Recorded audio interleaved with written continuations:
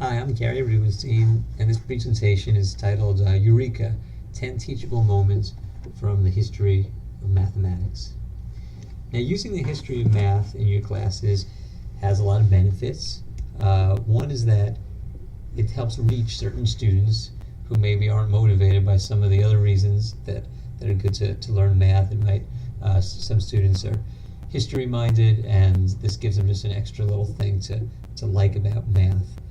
History of math shows that math is a human activity made by real people. And when you hear about how some of these mathematicians struggled with some of the concepts that we now teach pretty quickly, students can learn that it's okay to struggle with these because it took thousands of years. I think that it's good for teachers to teach history of math because when it takes you out of your own comfort zone, which reminds you a bit of what it's like to be a student.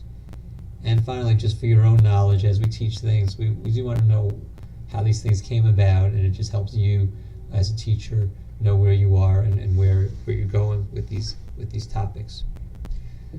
The only reason I could think of to not introduce the history of math into your math courses is that you might get in trouble for not doing test prep.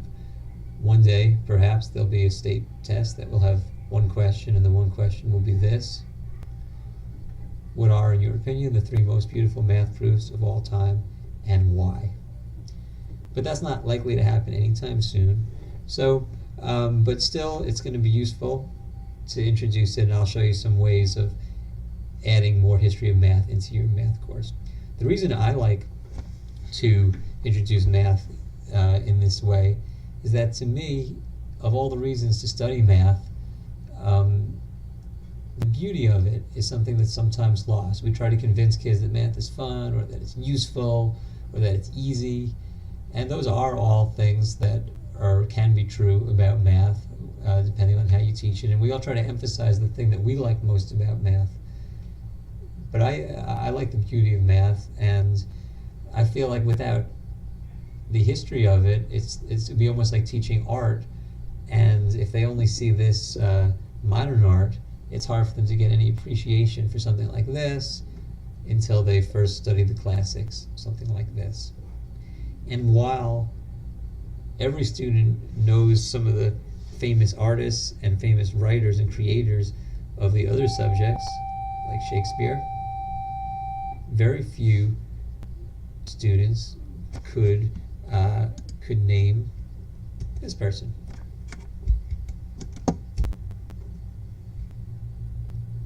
We'll get to him later. So I'm going to compare how math is traditionally taught in textbooks to how you might introduce the same topics using history of math. For example, in nearly every geometry course, we at some time solve triangles, overlapping triangles like you see here on question 4 and 5. And those triangles can be confusing for kids. You have sort of the shared vertex angle, and the fact that they overlap is a bit confusing because AN is part of the triangle ANB, whereas AC is part of the other triangle AMC. And it can get quite confusing, and certainly we're never taught why we might want to study this triangle. Well, I did find a nice example of this triangle, of using this triangle in Euclid's Elements. So here is the diagram that we want to include, and it's actually used in a proof in Euclid's Elements and the construction. The purpose of the construction is to, if you're given a circle with center A and a point outside the circle, point C, the goal is to find to construct a tangent line that goes through C and its tangent to circle A. And here's the construction. Step 1 is to make line AC and to call the intersection point D. Step 2 is to construct a perpendicular line so it will be tangent to circle A going through D. Step 3 is to make another circle. This one has A is the center and goes through point C, and we label the intersection of that tangent line of the smaller circle with the bigger circle as F. Step 4 is to connect point A to F and label the intersection with the smaller circle H. And step 5 is to make to connect H to C. As you can see, we have here the famous overlapping triangles picture, and that's going to be the key to proving that this construction works, because what we have is we have these two triangles are congruent because A is part of both triangles. Angle A is the vertex for both triangles. AD and AH are congruent because they're part of the smaller circles, whereas AF and AC are part of the bigger circles. We have angle side, side angle side. Now, since angle ADF was constructed to be right angle, and because corresponding parts of congruent triangles are congruent, AHC is also a right angle, which makes AH perpendicular to HC, makes HC tangent line. And that's a nice example. The next topic I'd like to show you is also something from ancient Greece. In this case, is the Pythagorean theorem, which is the most famous math theorem of all time. Now, most traditional textbooks, they teach similar triangles, and then eventually they teach a proof of the Pythagorean theorem, which is proved this way, and it's really not a very inspiring proof. I want to show you what the proof looks like from Euclid's Elements, which is the end of Euclid's Elements, book 1. The idea behind the proof of the Pythagorean theorem is that here's the Pythagorean theorem: a squared plus b squared equals c squared. When you move it around, it does that also. This is a right triangle. The Pythagorean theorem is a proof about areas, really. It's a proof that the area of the two small squares adds up to the area of the big square. And to prove that's not that easy. But the idea behind the proof is that if you have this triangle ABC, it's the right triangle, and you have the squares on the legs and the hypotenuse, and you draw in this altitude, the outline of the proof is that we're going to prove that this square would have to have the same area as this rectangle, whereas this square has the same area as this rectangle, and when we put these two rectangles together, they become the big square. So a squared plus b squared equals c squared. That's the sort of outline of the proof. It requires 4 auxiliary lines, and here's 2 of them. By drawing in these 2 lines, I create some triangles, namely these 2 obtuse triangles, ECA and BCH. Now, triangle ECA has half the area of this square, and that's because it has the same base, literally, and its height is equal to the height of the square.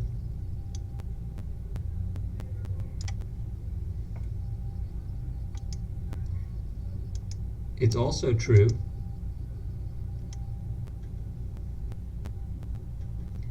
that the rectangle JHKC has the same area as has double the area of triangle BCH.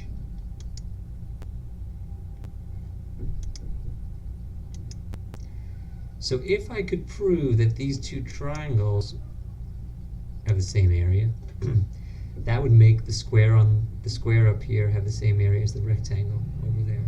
And these triangles do have the same area because they're congruent to each other. And the reason they're congruent is because this side here, EC, was part of the small square. It's congruent to BC, which is also a side of that same square. Whereas side AC is a side of the big square, and side CH is also the side equal to the side of the big square. So those are two sides. This obtuse angle is equal to a right angle plus angle BCA, so is this one. So these two triangles are actually congruent. And since the triangles are congruent, that makes the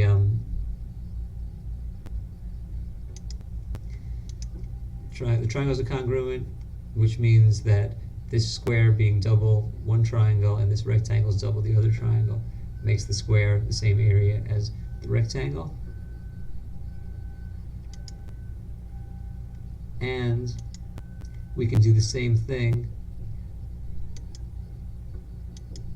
on the other side, over here.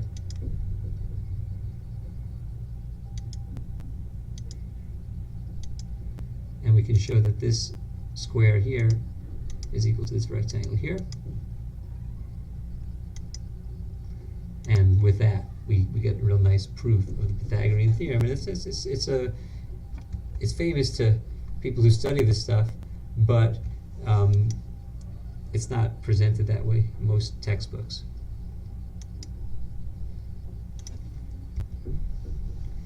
In geometry, there is something called the angle bisector theorem. And the angle bisector theorem is usually presented, basically says that in this picture here that we can make a proportion that 14 over 8 equals 21 over x if this is an angle bisector. And angle bisector theorem is usually used to answer questions like this number 6 where we solve for x. But, and then it's basically forgotten about, which is too bad, because the angle bisector theorem is the main theorem, along with the Pythagorean theorem, that Archimedes used to prove that pi is approximately 22 over 7. So Archimedes' method on this was to say, well, if I have a circle with radius equal to half, then the circumference of the circle would be actually pi. So to approximate the circumference of that circle, he made a regular hexagon circumscribed around that circle. And this hexagon, we're actually able to work out the area of it. It turns out it's about 3.464. That's because we have these 30, 60, 90 triangles here.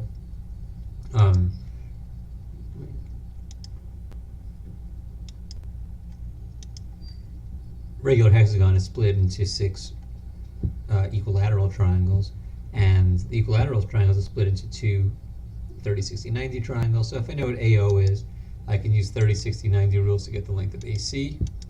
And when I multiply that length AC by 12, I get 3.464, which is an overestimate of pi. Well, to get a more accurate approximation, what Archimedes is going to do is increase the number of sides from 6 to 12 sides. Now notice this this 12-sided figure has a side, has smaller sides to it, and whereas before AC was half of one side of one of those, of that equilateral triangle, in this case AD is 1/2 of one side of the of this smaller triangle. Well, I know the length of AO already. I know the length of OC. I also know the length of the entire AC. And, very important, OD is actually an angle bisector, which means I can use the angle bisector theorem now. And to use the angle bisector theorem, we say, well, we know the length of OC because we got that from before. And the angle bisector theorem says that OC over CD is equal to AO over AD. Well, if I call AD, just leave it as AD, this this CD can be called 0.2886 minus AD, and we cross multiply, and we end up with AD is about 0.1339, and we multiply that by 24, because there's 24 of those. Each one is half of one side of the 12 gun to get a better approximation of pi. And what Archimedes is able to do is do this again by bisecting this angle. We can work out the length of AE using the angle bisector theorem. By the way, we have to use Pythagorean theorem to get the length of OD, and we get a better approximation there. Here's the 24 gun. And we can, one second.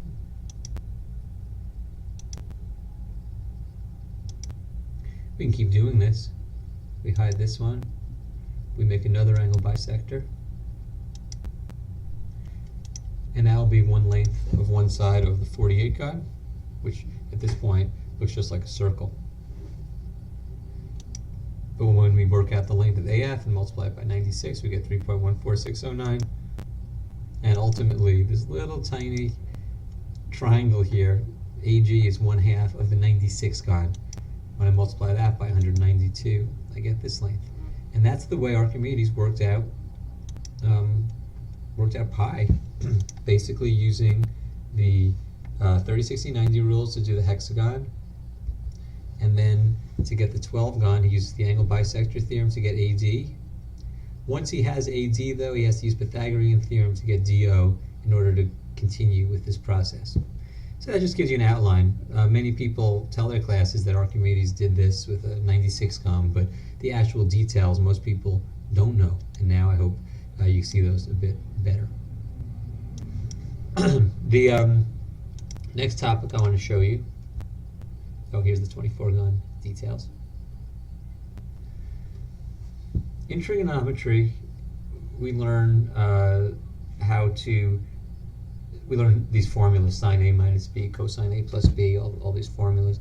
And generally we use them for very, what I think are kind of unimportant questions like this. If sine alpha is -4/5 in quadrant 3, and cosine beta is -12/3, what's sine A plus B or sine A minus B?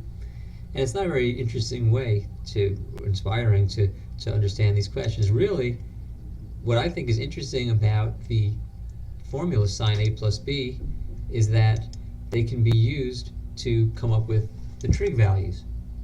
So one way to think of trigonometry, when I say that sine of BAC is sine of 30 degrees is 0.5, one way to think of that is that the ratio of the opposite to the hypotenuse is 0.5. Another way to think of it is that if my hypotenuse is actually length 1, then BC would actually be, the length of it would be equal to, it's not BC, it's this, this perpendicular, would be the, I say CD, this is D here. So CD would be the actual sine, and if I change it to a 45-degree angle, it ends up being about 0.7071. You can work that out from scratch using 45, 45, 90. And if it's 60 degrees, it's 0.8660. Again, using 30, 60, 90. Well, having those three and having the formula for sine A plus B and A minus B enables us to get sine of 15 and sine of 75, but that's all we can do. In order to get more angles, it turns out there's one other angle that's possible to get from scratch besides 30, 45, and 60. And it turns out to be 18 degrees. So 18 degrees, the sine of 18 turns out to be 0.3090. I want to show you how you could work that out from scratch. If I make a copy of this 187290 triangle, I get this. This is an isosceles triangle. If I hide this circle and this line, I have a triangle that's 36, 72, 72. Well, and our goal is to figure out the length of CE if I can cut that in half, that would be sine of 18. This clever trick for getting the length of CE is to draw an angle bisector of ACE, and call it CF. What that does for us, what that does for us is this. If I say that CE is double the length I'm looking for, and I know that AC and AE were both 1, what I have here are some isosceles triangles. This was 36, 72, 72. When I bisect this angle, these both become 36-degree angles, which makes this 36. This was 72, so this is also 72. So we have an isosceles triangle here, and this obtuse triangle is also isosceles. This means that if CE is 2x, CF is also 2x because it's an isosceles triangle, and AF is also 2x, and FE is 1 minus 2x. These triangles are similar triangles, the big one and this little one. So I can say that CE over FE equals AC over CE, and when I work it out, I get the answer. -1 plus radical 5 over 2 is related to the golden ratio, and this is the exact value of sine 18.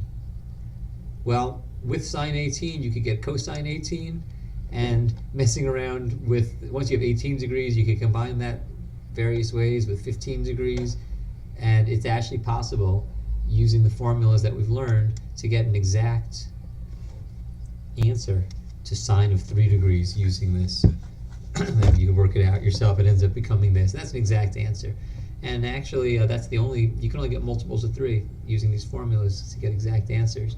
Even Ptolemy in the year 100 only did that and had a way of approximating sort of an interpolation to get sine of 1 degree and sine of 2 degrees. So that's a nice use of those formulas to actually calculate out the trig table.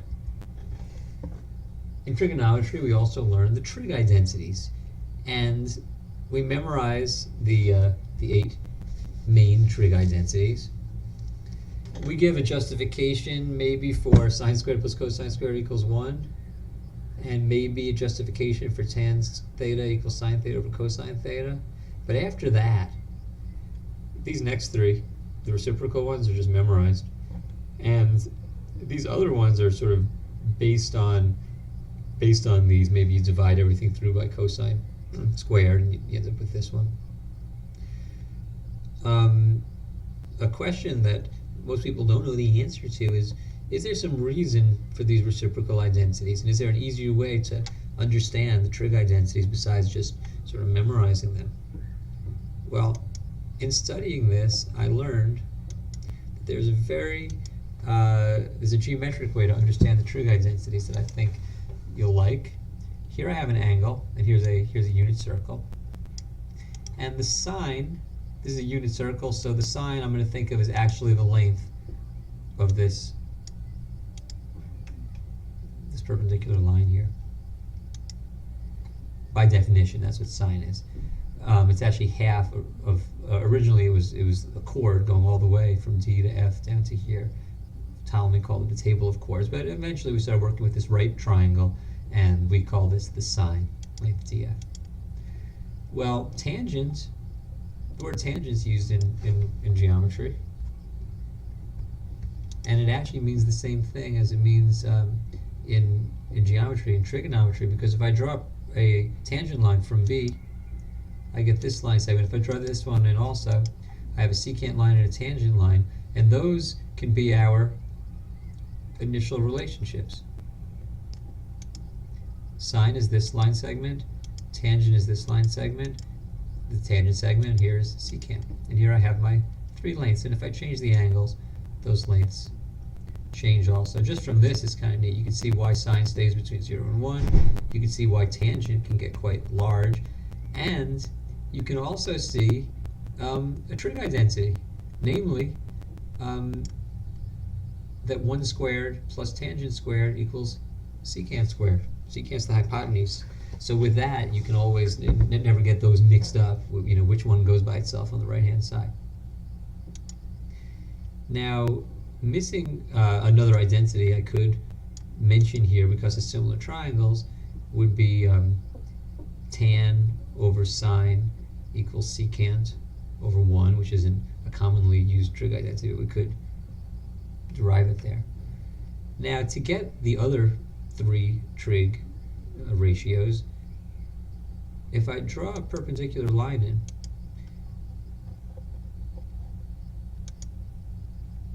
when we say cosine, the co actually stands for complementary. Cosine means the sine of the angle that's complementary to whatever angle I'm thinking about. So the cosine is actually right here. See, if I rotate this here, you can see that it's the sine of the angle complementary to angle DAB. So there's cosine up there, which means that this is cotangent and cosecant. And with this, I have the 6 trig ratios all in a very cool picture. And I can see things, I can see how sine gets bigger, cosine gets smaller. But the real power of this comes from the realization that this line segment here, which is cosine, is equivalent to line segment AF. And then if I take, there's basically 3, well, there's more than 3 triangles, but if I take the 3 triangles, the small one, ADF, the medium one, AEB, and this big one that's upside down, GAC, I have these 3 triangles. And with these 3 right triangles, since they're all similar, I can see all 8 familiar trig identities. Because of the Pythagorean theorem, sine squared plus cosine squared equals 1, tan squared plus 1 squared equals secant squared, 1 squared plus cotan squared equals cosecant squared. I can also see that sine over cosine, because of similar triangles, equals tangent over 1. And I could also see that secant over 1 equals 1 over cosine, and cosecant over 1 equals 1 over sine. So that gives me those reciprocal identities that in the past have just been pretty much memorized.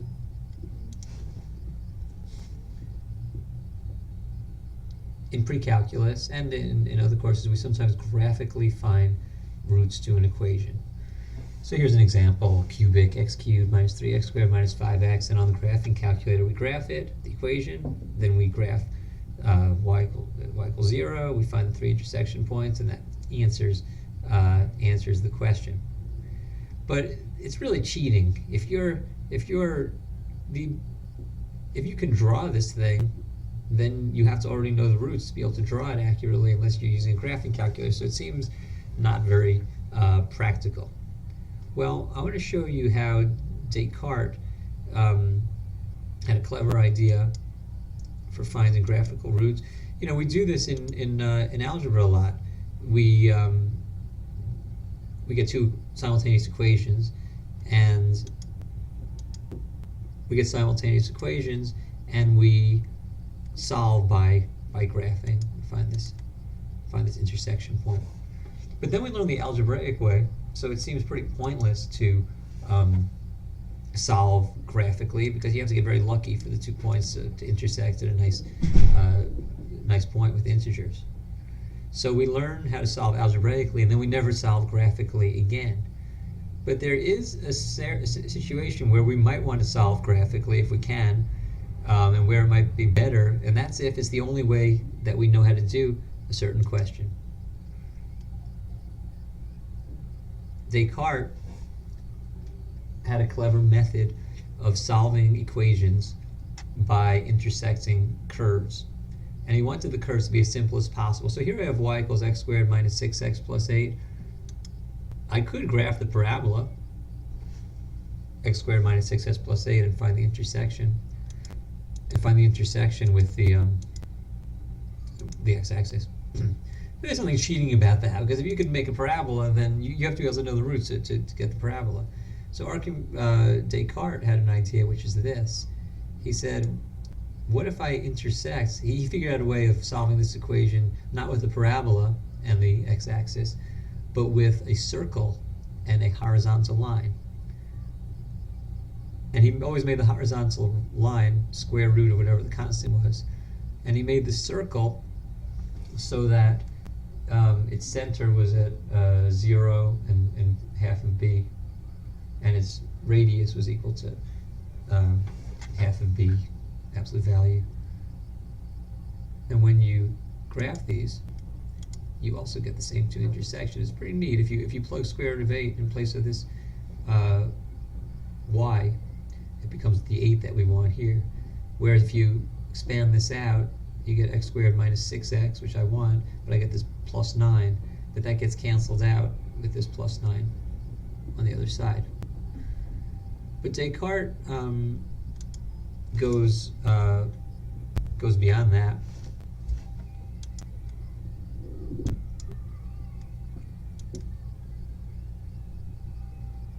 He actually shows that you can solve cubic and fourth degree equations using a similar idea.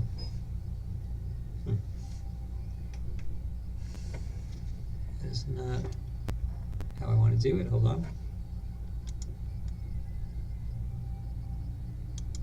So here's a fourth degree equation. Descartes figures out how to do that. Hold on. Descartes figures out how to solve fourth degree equations by intersecting a certain circle with a certain parabola. Parabola, circle, and here are the four answers. And I'll show you how you come up with that. So how you start with the cubic equation, in this case x to the fourth minus 15x squared plus 10x equals negative 24. That's my equation here. And the trick is to split up this x squared, negative 15x squared, into x squared minus 16x squared, so to pull out an x squared from here. We make the parabola y equals x squared. What that allows me to do is change this x to the fourth into y squared, and it lets me change this negative 16x squared into minus 16y. And when I rearrange it and complete the square, I get the circle, and that circle together with that parabola will find the four intersections, if there are, to solve that cubic equation. And in case you're wondering, he actually takes this all the way up to 6 degrees and shows that if you were to graph this thing, which is sort of has a parabolic asymptote and a certain circle, the 6 intersections would be the answer. So he takes this all the way through degree 6, which is, I think, pretty amazing. The next thing I want to show you is something from algebra.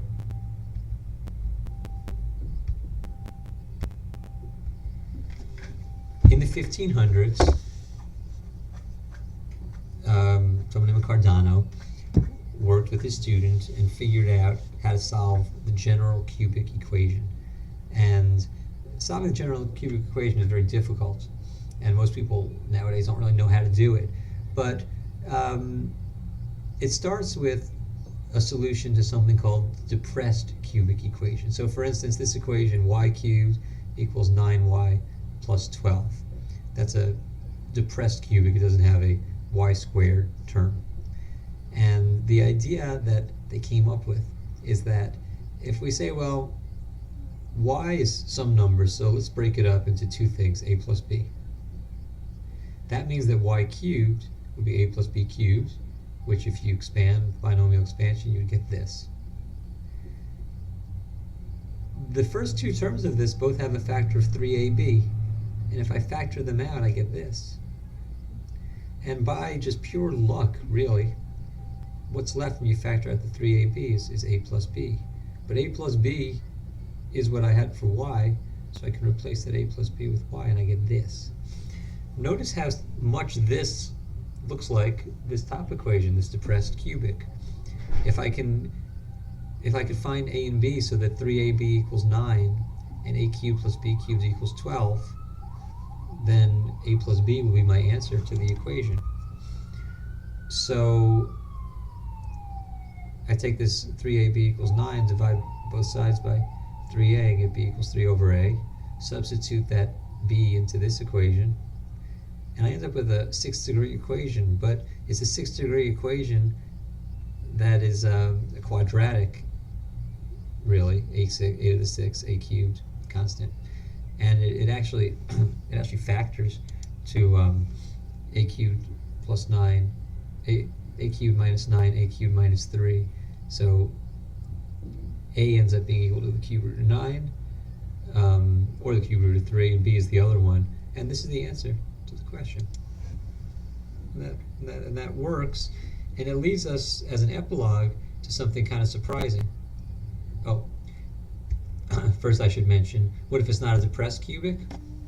Well, this was Cardano's trick.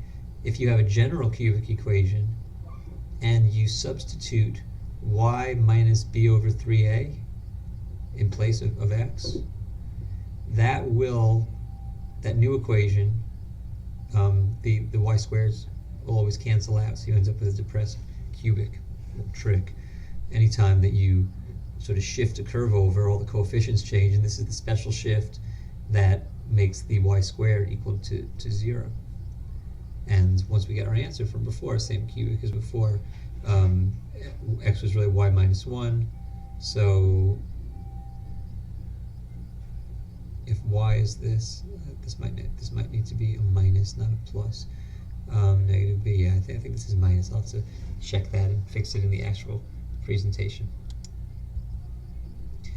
An added bonus to this, sometimes we tell our students that imaginary numbers were invented because people were real interested in the solution to x squared plus 1 equals 0.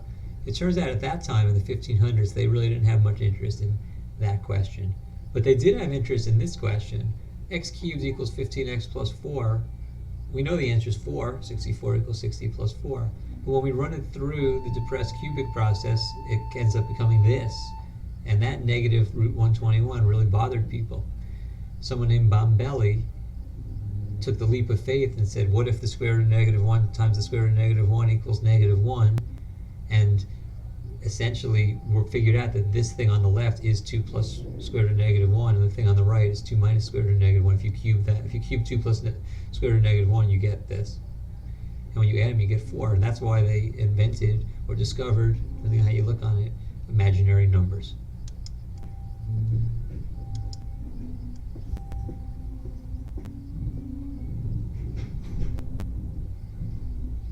We teach the discriminant in algebra, and we do questions like this.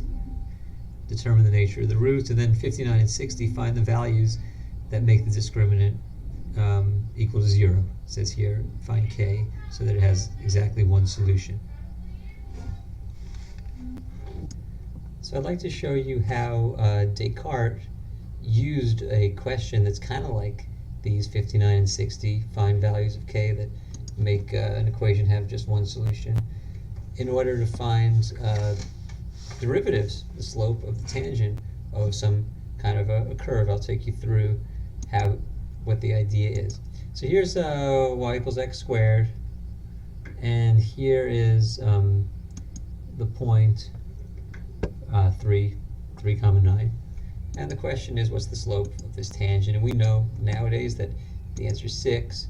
But Descartes thought his question was to try to find what he called the normal line. The normal line is the line that's perpendicular to the tangent line. And the insight was, what if I could make a circle that fits right inside this this parabola? Now I don't know where to put the center of the circle or what the radius should be, but it would be a circle that would fit perfectly inside this parabola in such a way that the circle intersected the parabola at this point right over here and at another point on this side. Both of those points would have the same y coordinate. They would have y coordinate of 9. One would be 3, 9. One would be negative 3, 9. And what he does is he says, well, there's a bunch of things I don't know. I don't know the radius of the circle, and I don't know what the y-coordinate, the y-intercept there, which is the y-coordinate of the circle. So he draws this little right triangle. And it looks something like this. The bottom side of the right triangle is 3. The hypotenuse I'm going to call S. I don't know what the radius of the circle is. Just call that S for now.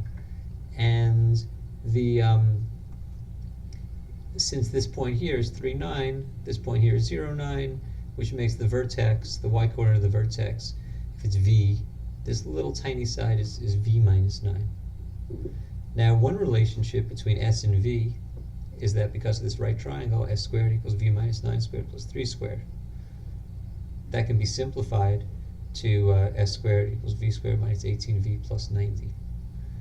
Now, this circle has center 0v and radius s, so it can be expressed as x squared plus y minus v squared equals s squared. Now I want this circle to intersect the parabola y equals x squared in just one point. So if I take the circle and I intersect it with this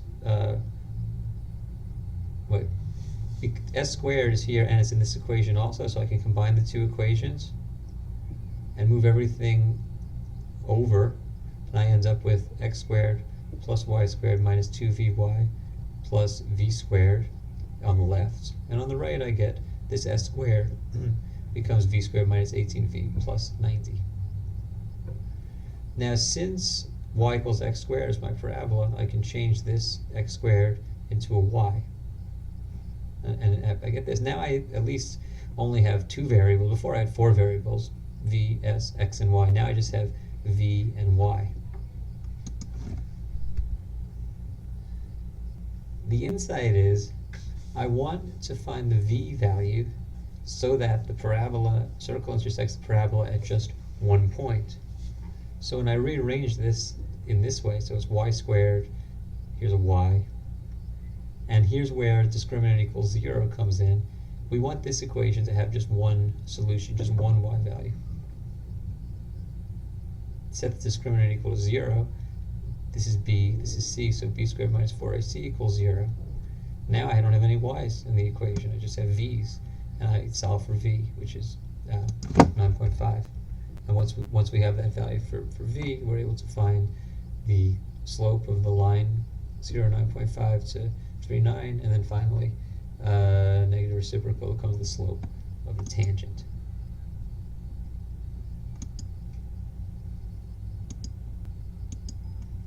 The last topic that I want to show you is something from Archimedes.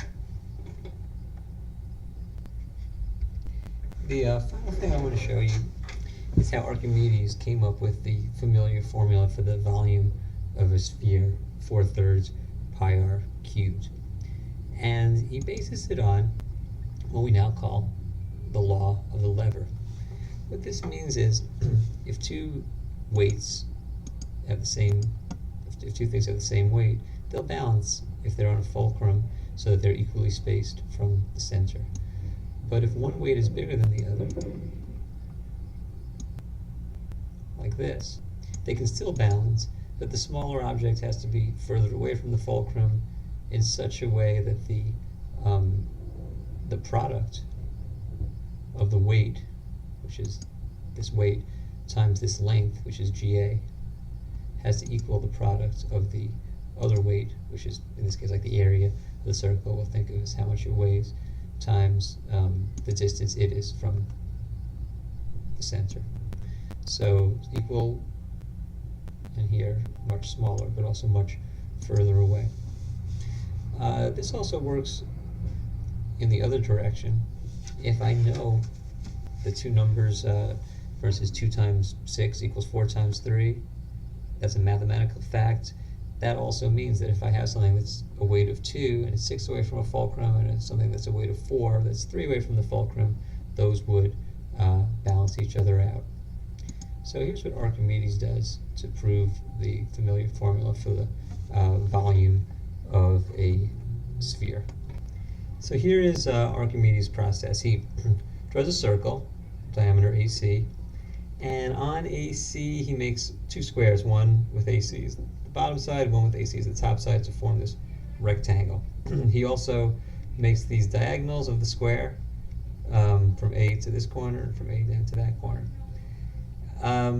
This vertical line that goes through M, it can move, and as that point M moves, these points MO, O is where this line intersects the circle, Q is where it intersects the diagonal line, S is where it intersects the diameter, moves around. This geometrical picture is what Archimedes is going to use to derive formula for the volume of a sphere. First thing to notice is that if I hide all these, there's a property from geometry that AS times SC equals SO squared. These are intersecting chords, that's one way, or we could put in the line segments to make a right triangle, but either way, let's just say AS times SC equals SO squared.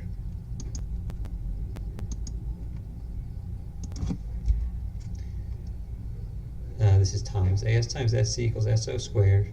If you add AS squared to both sides, you get this. SO squared plus AS squared equals AS times SC plus AS squared. You can factor out an AS from this to get AS times SC plus AS. But SC plus AS is AC. So he has a new sort of proportion here. Unusual new relationship between all these line segments. SO squared plus AS squared equals AS times AC. Now if you multiply both sides by pi AC, the right side becomes AS times pi AC squared. The left side becomes AC times pi SO squared plus pi times AS. There should be a squared there. And AH is drawn in here. It's the same length as AC, so I could replace AC with AH. AS and SQ are the same size because this thing is an isosceles right triangle. So I can replace SQ with AS. And AC is the diameter of the circle, or it's the side of the square, and SM is also equal to the side of the square. So we have this new relationship. AH times pi SO squared plus pi SQ squared equals AS times pi SM squared.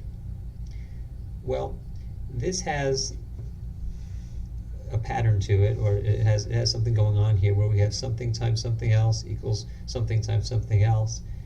The law of the lever says that means that if I have something that's this far away from a center of a fulcrum that's got this weight, it would balance out something that's this far away from the fulcrum that would have this much weight.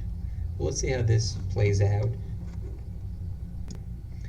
What this means is that if I have a circle, pi SM squared, a circle with radius equal to SM, located a distance of AS from the fulcrum, it would balance out two circles if they're a distance of AH from the center, one with radius SO, one with radius SQ. Let's see what this looks like in this program.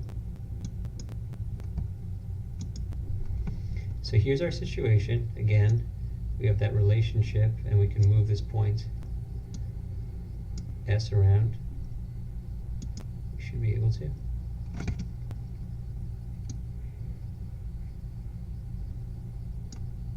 Can't do that one. Let's see, we got this one. If I rotate this picture,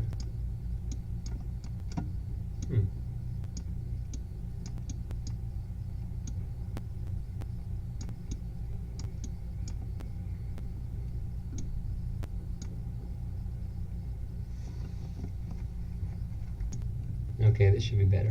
So point S can move. This is our original picture. If I then take a look at this, so the idea is that SM squared, pi SM squared times AS is equal to pi SO squared plus pi SQ squared times AH. If I actually take this picture and I rotate it a little bit,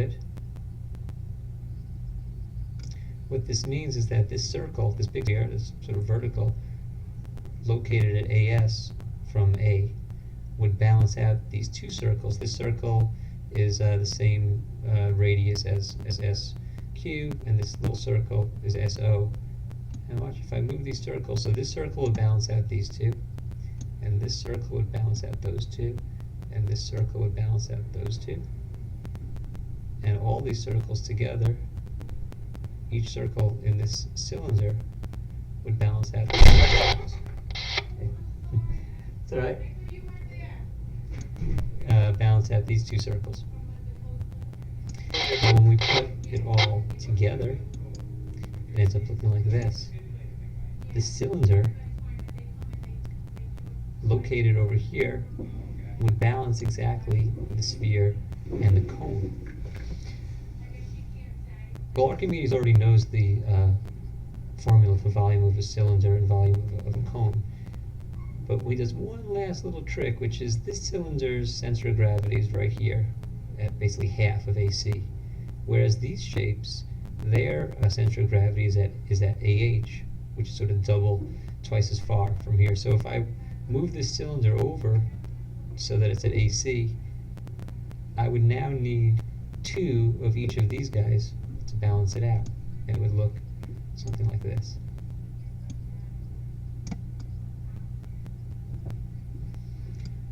This picture enables him to finish the proof.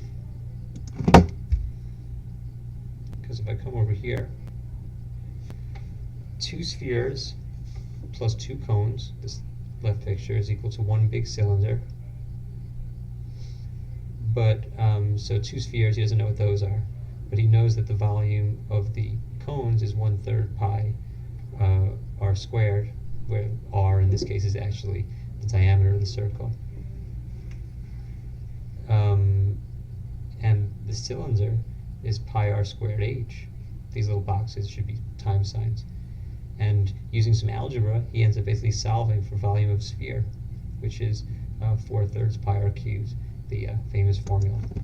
So that covers the presentation I wanted to do. This is a rough, this was a dress rehearsal for the actual presentation, which is in a couple of days. So if you came to the real thing, it was hopefully, much smoother than this. But I hope this gives you a feel, at least refreshes your memory for what happened at the real presentation, or if you didn't get to see the real presentation. Thanks. You can email me, or you could watch some of these videos at this YouTube channel, or you can download the files at NCTM 2012, GaryRubenstein.com.